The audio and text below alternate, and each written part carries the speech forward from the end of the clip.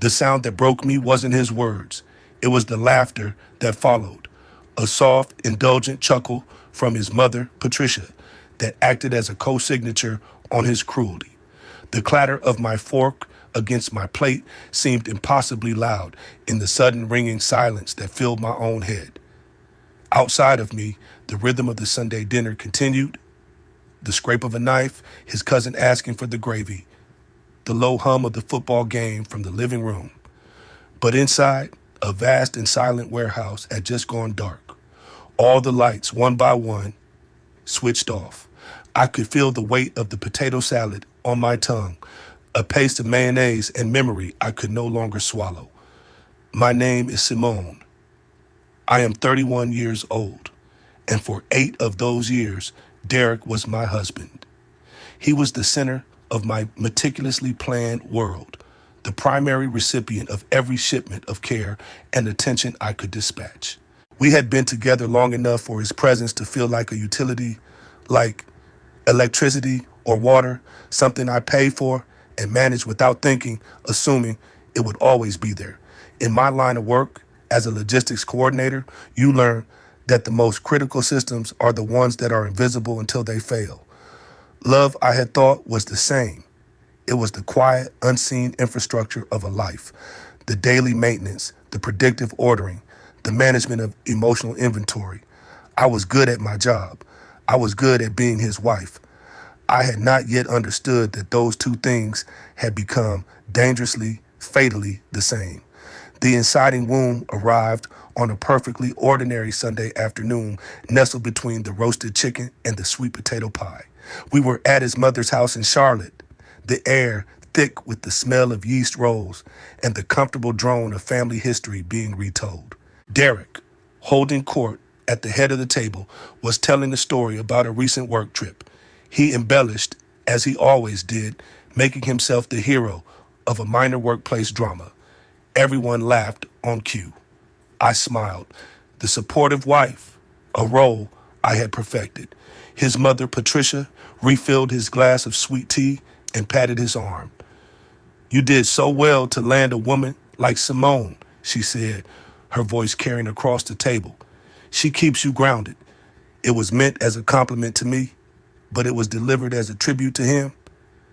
I was an asset he had acquired. Derek leaned back in his chair, basking in the glow of his mother's approval. He looked at me, a lazy, proprietary smile on his face. And then he said it, not with malice, not with anger, but with the casual, unthinking cruelty of a man who believes he is stating a simple fact. "She's lucky I chose her," he said, his voice loud enough for everyone to hear. He winked at his uncle across the table. Not everyone would have.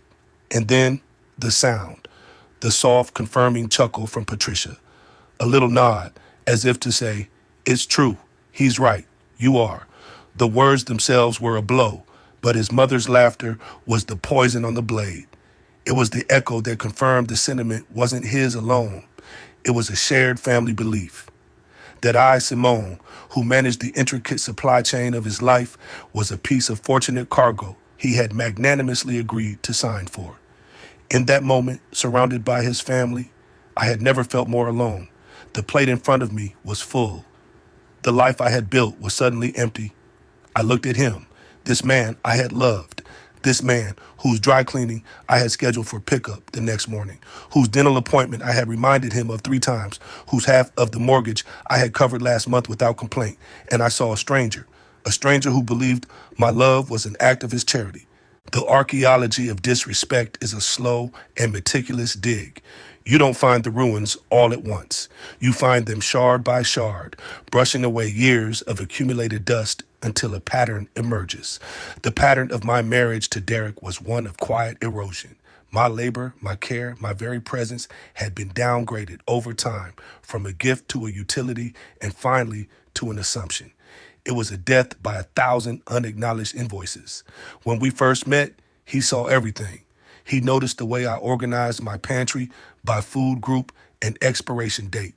He called it brilliant. He praised the budgets I created for our vacations, marveling at how I could map out every expense and still leave room for spontaneity. He saw my logistical mind not as a tool for his use, but as a part of who I was. He loved, or so I thought, the woman who created the systems. But over 8 years, he had fallen in love with the systems themselves. The woman became invisible, the quiet hum of the server room that kept his life online. The erosion was primarily administrative, the kind of labor that leaves no physical trace. It was the management of Derek's life, a second unpaid job I took on without ever signing a contract. It started small. Babe, can you call the internet company? You're so much better at talking to them. I was. I was patient and firm, and I always got the promotional rate. So I did it. Then it was, can you handle the car insurance renewal? My brain just shuts off with that stuff. So I did. I spent an afternoon comparing rates, saving us $400 a year. He spent that afternoon playing video games. He didn't ask how I did it. He just enjoyed the result. Soon, I was the de facto manager of his personal finances. He was perpetually forgetting to pay his credit card bill or his portion of the utilities. The late fees would accumulate, causing him a brief flurry of theatrical stress. To avoid the drama, to keep the household system running smoothly, I just started paying them myself from our joint account, which I funded at a 60-40 split to his 30-something. I then have to sit him down with the spreadsheet I created to show him what he owed. He'd look at the numbers with a pained expression as if they were a personal affront. Wow, it's really that much, he'd say, as if the cost of his own life was a surprise. The conversation was more exhausting than just covering the difference, so eventually I did that too. I became the silent buffer between Derek and the consequences of his own inattention. My salary, my planning, my foresight, they were the invisible infrastructure holding up his comfort. The meal prep was another department I managed. Derek loved the idea of being a healthy eater, but detested the logistics of it. The grocery shopping, the chopping, the cooking. So every Sunday, I would spend 4 hours in the kitchen. I'd roast vegetables, grilled chicken breasts, portion out quinoa into neat little containers. His 5 lunches for the week would be lined up in the fridge. A perfect row of my affection and labor. For the first few years, he'd kiss my head and say, "You're the best, babe. I don't know what I'd do without you." Then it became a simple, "Thanks, babe." Then it became an expectation. One Sunday, I had the flu. I spent the day in bed, a feverish, aching mess. Around 8 p.m., Derek came into the bedroom. He didn't ask how I was feeling. He stood in the doorway and said, "So, no lunches for this week?" There was no malice in his voice, just a genuine, baffled inconvenience. My illness was a supply chain disruption.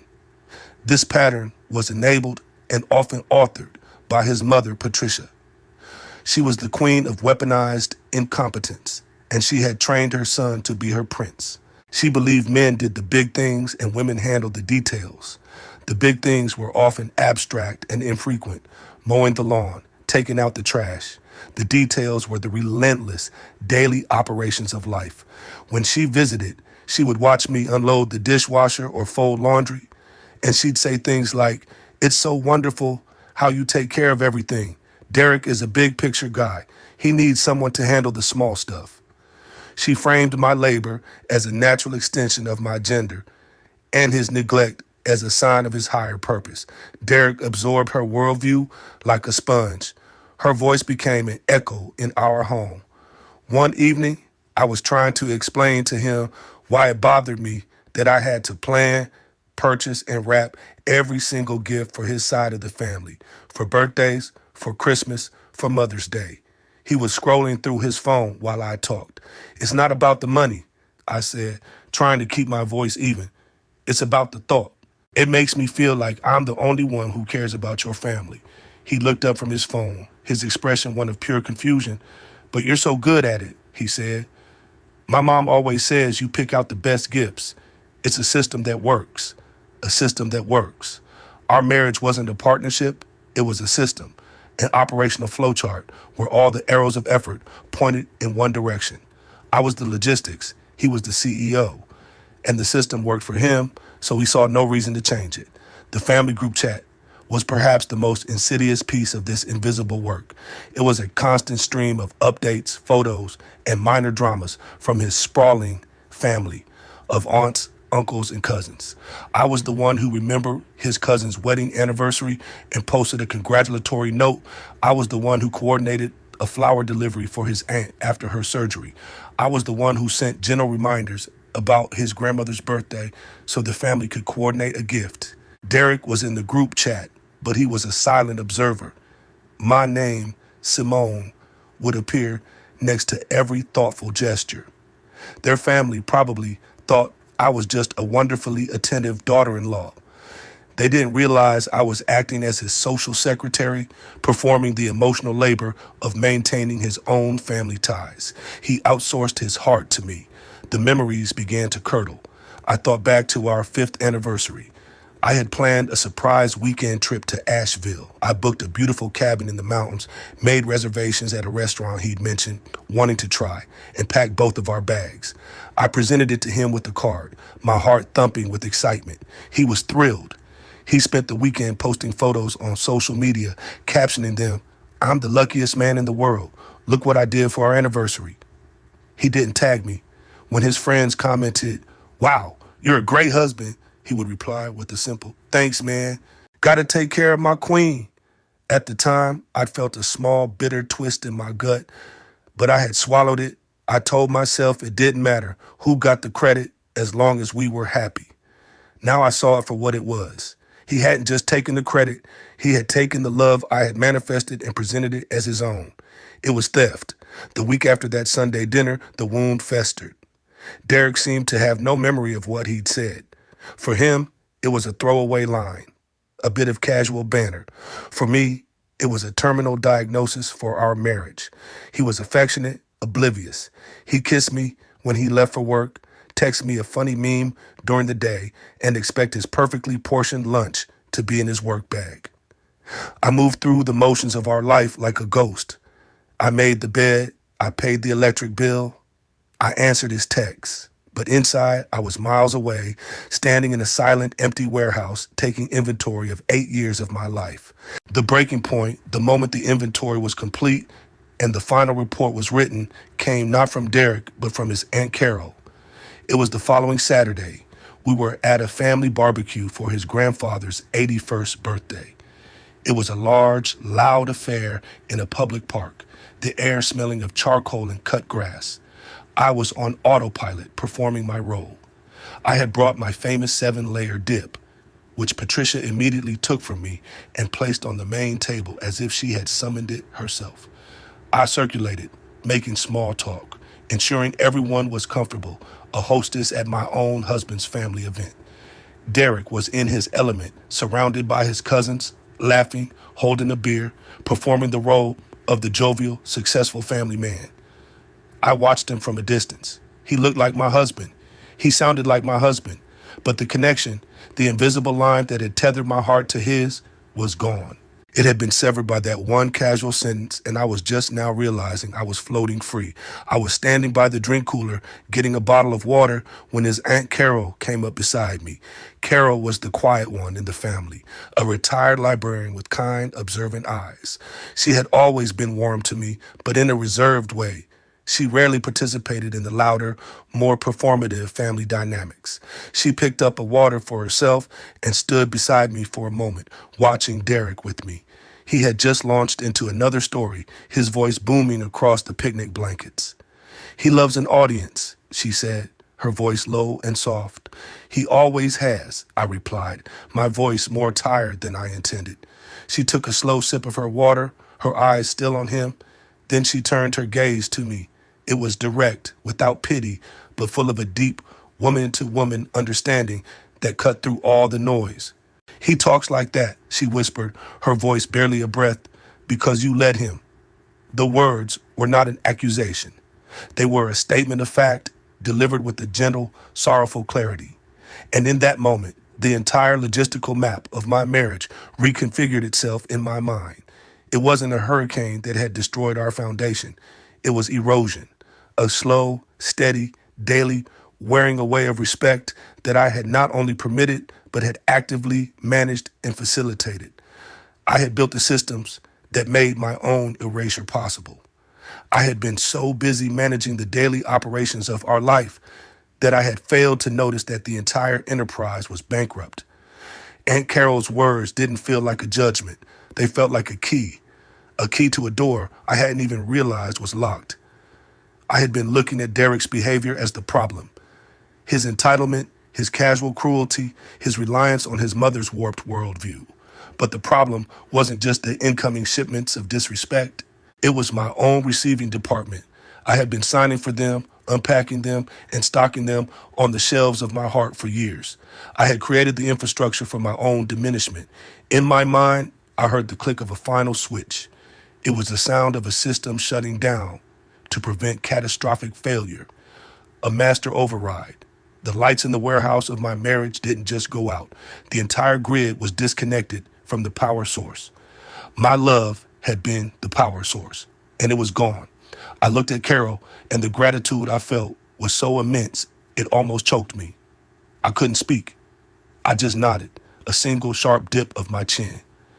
She squeezed my arm gently, a brief, firm pressure that said, "I see you." And then she walked away, leaving me alone with the devastating, liberating truth. He talked like that because I let him, and I was the only one who could make him stop. I wouldn't do it by shouting. I wouldn't do it by arguing or demanding change. I would do it by revoking his access. I would do it by quietly and efficiently decommissioning the entire system. The drive home from the barbecue was silent. Derek was in a good mood, humming along to the radio, blissfully unaware of the tectonic shift that had just occurred in the woman sitting beside him. He reached over and put his hand on my thigh. It felt alien, a foreign object on my skin. I didn't flinch. I didn't pull away. I simply observed it. My response, or lack thereof, was no longer his to claim. That night, I lay in bed next to him and planned my exit. A logistics coordinator doesn't just walk away. She executes a withdrawal. It requires planning, precision, and foresight. My mind, which had for so long been occupied with managing his life, was now thrillingly, terrifyingly focused on my own. It was the most complex logistical challenge I had ever faced, and I felt a surge of professional competence I hadn't felt in years. Phase 1 was reconnaissance. On Monday, during my lunch break, I began searching for apartments. I knew my budget. I knew my credit score. I knew exactly what I needed. A one-bedroom apartment in a quiet neighborhood close to a park where I could start running again with good morning light. My criteria were my own. They had nothing to do with proximity to his job or storage for his golf clubs or a second bathroom for when his mother visited. The search felt illicit and exhilarating. Phase 2 was financial separation. I spent that week methodically untangling our finances. I opened a new checking and savings account at a different bank. I calculated exactly half of our joint savings and initiated a transfer. I went through our credit card statements, identifying and separating our personal expenses from our shared ones. I created a final spreadsheet, a document of perfect, irrefutable clarity, detailing the financial state of our union and its dissolution. It was a work of art, cold, clean, and final. Phase 3 was the physical extraction. This was the most delicate part of the operation. I had to pack my life without him noticing. I started with the things he would never see: the books packed away in the attic, the winter clothes in the back of the closet, the sentimental items from my childhood stored in the basement. I bought a set of plain brown boxes and packed them during the day while he was at work. I labeled them with the simple coding system only I understood. K-ware for kitchenware, B-lin for bed linens. At night, I would slide the packed boxes into the back of my own closet, behind a wall of clothes he never looked at. He moved through the house, completely oblivious to the fact that it was slowly being hollowed out, its contents staged for departure. The irony was unbearable and, in a strange way, empowering. For years, my invisibility had been a source of pain. Now it was my greatest weapon. He didn't see me, so he didn't see what I was doing. He saw the wife, the role, the provider of comfort. He didn't see Simone, the woman with the moving boxes and the new lease agreement signed and stored in her work laptop bag. During that week, he was more affectionate than he had been in months. He complimented my cooking. He suggested we watch a movie together. It was as if, on some subconscious level, he sensed a system error, a dip in the power, and was trying to perform the simple diagnostics he knew. His attempts at connection were clumsy and late. They felt like pop-up ads on a website I was already closing. On Friday, I found the perfect apartment. It was in Noda, with huge windows that faced east. I could already picture the morning sun spilling onto the floor. I signed the lease online, paid the deposit and first month's rent from my new solitary bank account. The move-in date was tomorrow, Saturday. I had known for weeks he had a golf tournament on Saturday, an all-day affair with his friends that he had been looking forward to. It was the perfect window. My sister, Maya, was my only co-conspirator. When I had called and told her my plan, she didn't ask why. She didn't say, "I told you so." Her first words were, "What time should I be there, and do I need to rent a truck?" My sister was the steady witness. She had seen the erosion for years, but had loved me enough to wait until I saw it for myself. Her validation was quiet, practical, and absolute. She was the ground crew for my departure. That Friday night, Derek and I ordered pizza and sat on the couch. He was talking about his chances in the tournament tomorrow. I listened, nodded, and asked the right questions. I felt like a spy in my own life. Every gesture, every word was a performance. When we went to bed, he rolled over and put his arm around me. "I love you, babe," he mumbled into my hair. I lay there, rigid in the dark. I did not say it back. I just listened to the sound of his breathing as he fell asleep, the steady, oblivious rhythm of a man who believed tomorrow would be just like today. It was the last night I would ever spend in that house. Saturday morning arrived, cool and bright. The air in Charlotte still held a hint of spring. Derek was up early, buzzing with the nervous energy that was all about golf. He pulled on his polo shirt and khaki shorts, the uniform of his weekend escape. I made him coffee just like I always did. I handed him the mug, and our fingers brushed. It felt like nothing, a transaction. "Wish me luck," he said, kissing the top of my head. "Good luck," I said, my voice even, surgical. He grabbed his clubs from the garage and was gone. The moment his car pulled out of the driveway, I let out a breath I felt like I had been holding for 8 years. The house was silent. It was time. The exit was a study in controlled motion. There was no frenzy, no panicked rush. My temperature was still cool, as if I were a surgeon performing a delicate procedure I had rehearsed 1,000 times in my mind. Maya arrived 10 minutes later in a rented U-Haul, her expression calm and determined. She hugged me, a long, fierce embrace that communicated everything that didn't need to be said. "Okay, logistics chief," she said, pulling back. "Where do we start?" I handed her a clipboard with a checklist. She laughed, a short, sharp bark of pure admiration. "Of course you have a clipboard." For the next 4 hours, we worked. It was a dance of practiced efficiency. We moved with a shared purpose, our movements economical and swift. The coded boxes came out of their hiding places. I directed, and she and her 2 friends who'd come to help lifted. We cleared my closet, my dresser, my side of the bathroom vanity. Each empty space was a small, quiet victory. The house began to feel cavernous, full of echoes. I walked through the rooms one last time, my eyes scanning for any last piece of myself. My favorite reading lamp by the armchair, the throw blanket I always used, the small frame photo of my grandmother on my nightstand. As I packed the last box, my personal papers, my passport, the new lease, a strange sense of detachment washed over me. I wasn't sad. I wasn't angry. I was simply finished. The project was complete. I was closing out the work order. The final item on my checklist was the symbol. I walked into the kitchen, the heart of the home, where I had produced so much of the labor that had been taken for granted. The sun streamed through the window over the sink, illuminating a small, clean patch of the sill. I twisted the diamond engagement ring and the simple gold wedding band off my finger. They felt heavy, like artifacts from another life.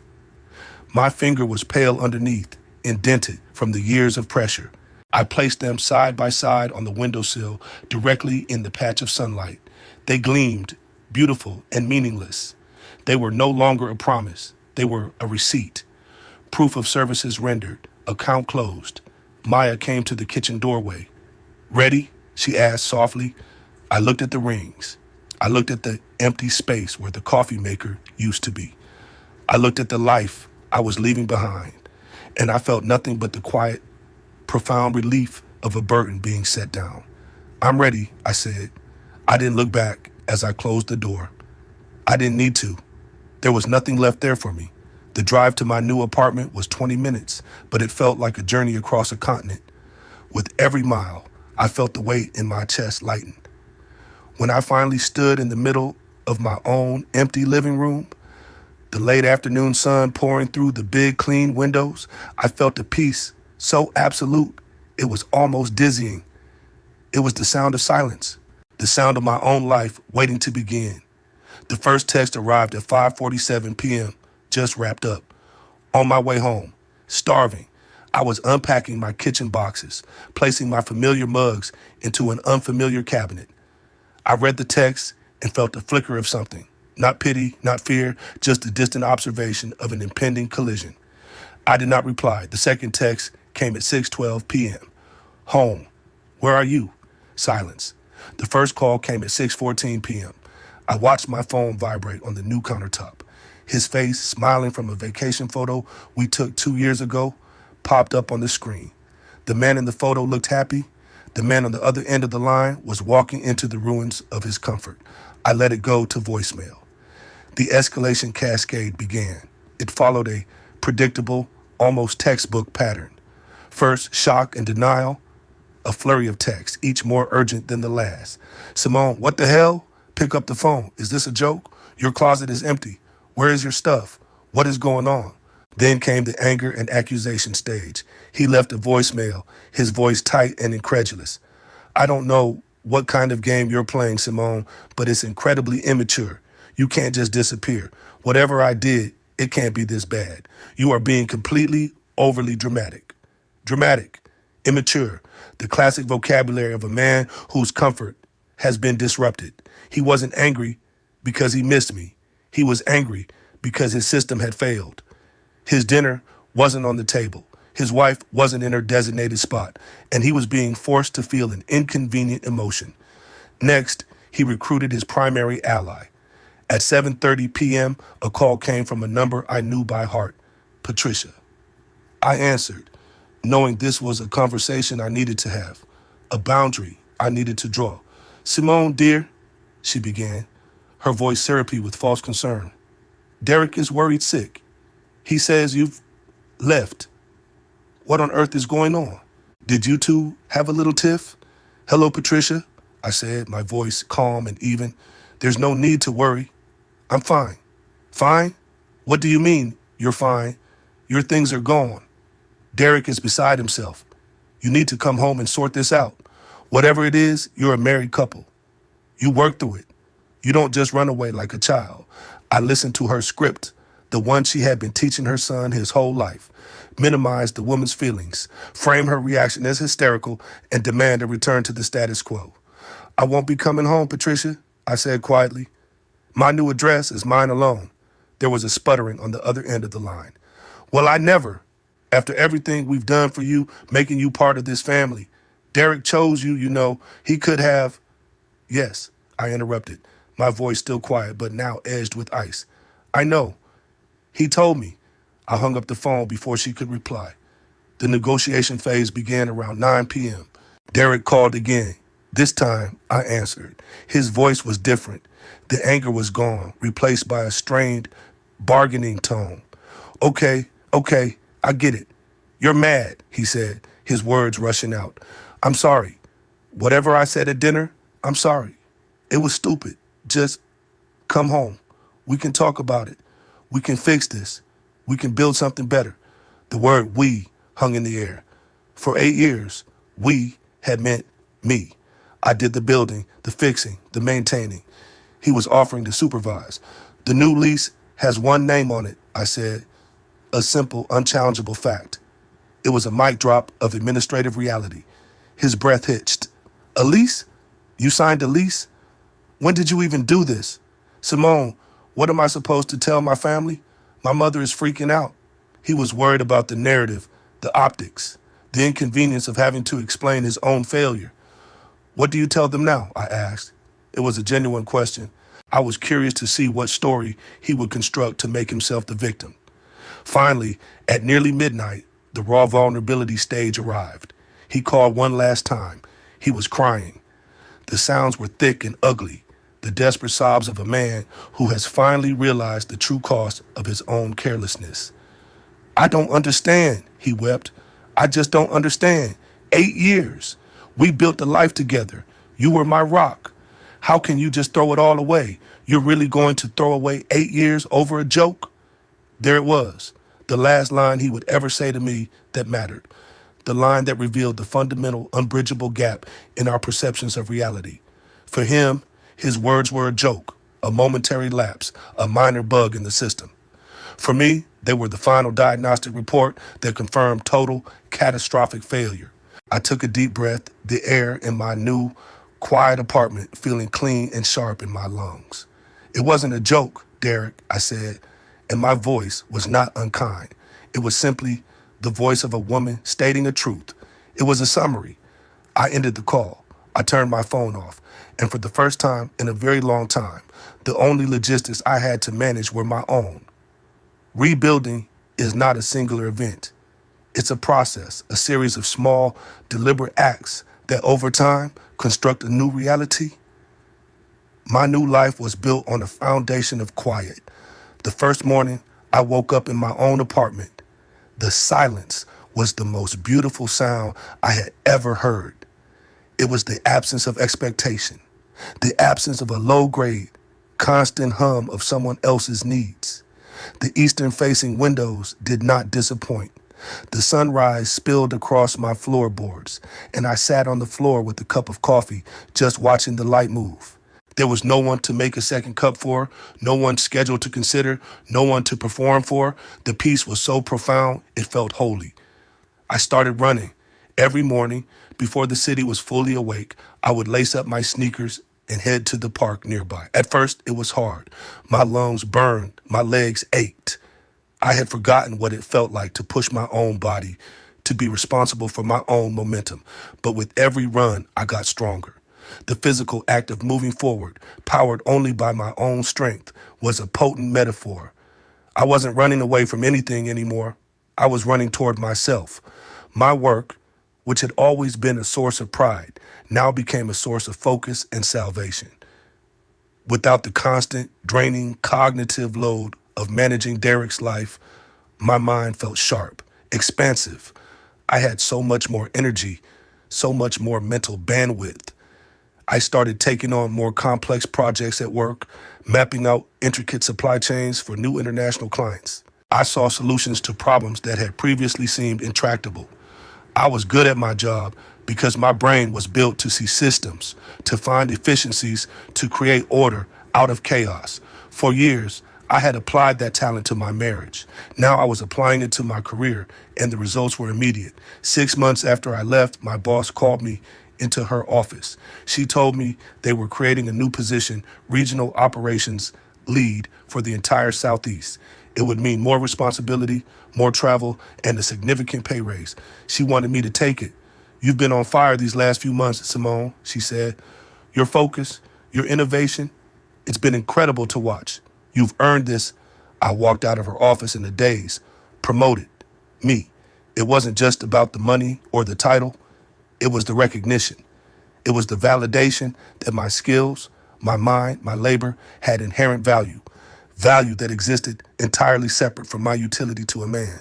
My life settled into a new, peaceful rhythm. Weekends were mine. I spent them reading in the sun, exploring new neighborhoods in Charlotte, reconnecting with friends I had let drift away because I was always too busy managing Derek's social calendar. Maya and I became closer than ever. We'd have long, lazy brunches where we talked about everything and nothing. One day, she looked at me across a table, laden with coffee cups and half-eaten pastries. You seem lighter, she said. I am, I told her. I stopped carrying things that weren't mine. I had one final brief encounter with Derek about a year after I left. I was at a coffee shop in South End, waiting for a friend. He walked in, and for a moment, my heart did a strange little flip, a muscle memory of a life I no longer lived. He looked ordinary, smaller than I remembered. The larger-than-life presence he projected in his family had vanished. Without me as his infrastructure, his audience, his manager, he was just a man ordering a latte. He saw me, a flicker of something, panic, shame, nostalgia crossed his face. He hesitated, then walked over to my table. "Simone," he said. His voice was quiet. "Derek," I replied, my tone civil, neutral. "You look good," he said. It was the standard, awkward line for these situations. "I'm doing well," I said. It was the simple truth. We stood in a moment of uncomfortable silence. The chasm of everything unsaid was between us. All the spreadsheets, all the meal preps, all the unheard pleas for partnership. I hear you got that big promotion," he said. "My mom saw it on LinkedIn." "I did," I said. He nodded, looking down at his shoes. "That's great. Really. I can't believe you threw us away." The line was a ghost of his past arguments, but the anger was gone. Now it was just mournful, a statement of his own lingering confusion. The story he had told himself for a year. I looked at him and I felt no anger. I felt no triumph. I felt a deep, quiet, and final sense of distance.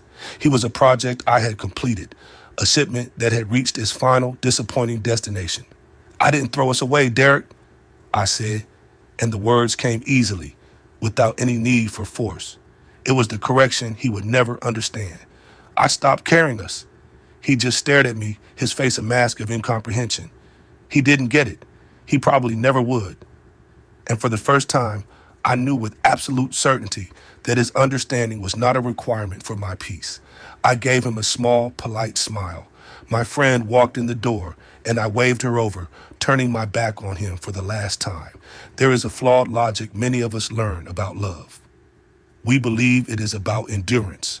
We are taught that to love someone is to withstand their flaws, to absorb their neglect, to be the steady, load-bearing wall in the architecture of their life. We learn to measure our devotion by the weight of what we are willing to carry. We become proud of our strength, our capacity to hold it all together. But endurance is not love. It is a function of logistics. It is managing a supply chain of affection that only flows in one direction. Real love is not about what you can carry for another person. It is about what you build together with two sets of hands. It is a partnership, not a project. It is a shared inventory, not a silent transfer of assets from one life to another. Leaving a life you have meticulously built is a terrifying act of demolition.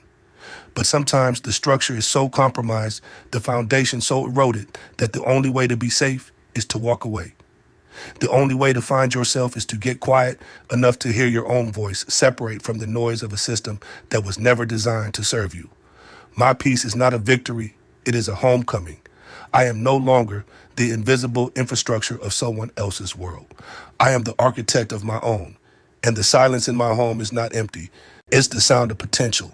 It is the beautiful, clean, open space of a life that is finally wholly mine.